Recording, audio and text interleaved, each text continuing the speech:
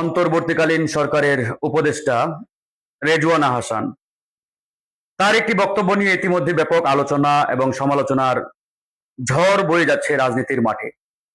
এটি নিয়ে অনেকেই অনেকভাবে ব্যাখ্যা বিশ্লেষণ করেন। তবে আমি মনে করি এই অন্তর্বর্তীকালীন সরকারের সাবেক উপদেষ্টা রেজওয়ানা হাসান হঠাৎ করে নির্বাচন পরবর্তী সময়ে এরকম একটি বিস্ফোরক মন্তব্য করা বা এরকম একটি আলাপ রাজনীতির মাঠে নিয়ে আসা, আমি মনে করি এটি একটি দুর্বিসন্ধির বহিঃপ্রকাশ। যেমনটি আমরা বিগত 15-16 বছর দেখেছি যে অতি আওয়ামী লীগ হওয়ার যে একটা প্রবণতা, বিশেষ করে সাংবাদিক সমাজ, বুদ্ধিজীবী, রাজনীতিবিদ কিংবা আপনার আইনজীবী নিজেদেরকে অতি আওয়ামী লীগ প্রমাণের জন্য হেন কোনো কাজ নেই যে তারা করেন নাই। ঠিক একই প্রবণতা এখনো শুরু হয়েছে।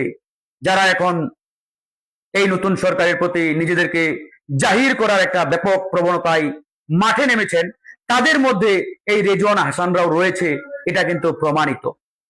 বিশেষ করে তারা বিগত 1.5 বছরে যা যা করেছে এটা এদেশের মানুষ ভালো করেই জানে।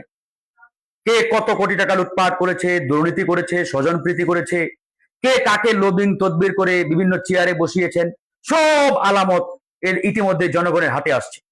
সুতরাং সেই জায়গা থেকে আমরা বলতে পারি যে রেজওয়ানা হাসান এবং তার স্বামীর বিগত সময়ের যে কর্মকাণ্ড এটা আমরা সবাই জানি, এবং তিনি আওয়ামী লীগের কোন মন্ত্রীর সাম্রাজ্য বিগত 2 বছর টেকেল দিয়েছেন, ধরে রেখেছেন, পাহারা দিয়েছেন, এটাও কিন্তু জনমনে অজানা নয়।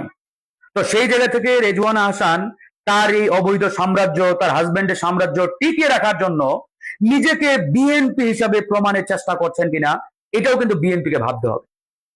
তিনি যে ইঞ্জিনিয়ারিং মেকানিজমের কথা বলেছেন, হয়তো তিনি মনে করেছেন এটা বললে বিএনপি বা তারেক রহমান খুশি হবেন, কিন্তু এটা যে হিতে বিপরীত হয়ে যাবে, বিএনপির জন্য কাল হয়ে যাবে, এটা হয়তো তার ওই ক্ষুদ্র মাথায় ধরেছিল কিনা এটা কিন্তু আমাদের বোধগম্য হয় না। তা না হলে আজকে দেখেন এটা নিয়ে ব্যাপক রাজনীতির মাঠ সরগরম। আর এটা যদি সত্যিকার অর্থে সত্য হয়ে থাকে যে এই নির্বাচনে ইঞ্জিনিয়ারিং হয়েছে, মেকানিজম হয়েছে, তাহলে তো সবার আগে বিচারের কাঠগড়ায় এই রেজওয়ানা হাসানকে দাঁড় করাতে হবে, তাকে বিচারের মুখোমুখি করাতে হবে, কারণ তার আন্ডারে, তার সরকারের আন্ডারে ওই নির্বাচন আয়োজন হয়েছিল। সুতরাং তিনি তো এই দায় কোনোভাবে এড়াতে পারেন না। এই ইলেকশন ইঞ্জিনিয়ারিং এর দায় রেজওয়ানা হাসানকে নিয়ে বিচারের মুখোমুখি হতে হবে।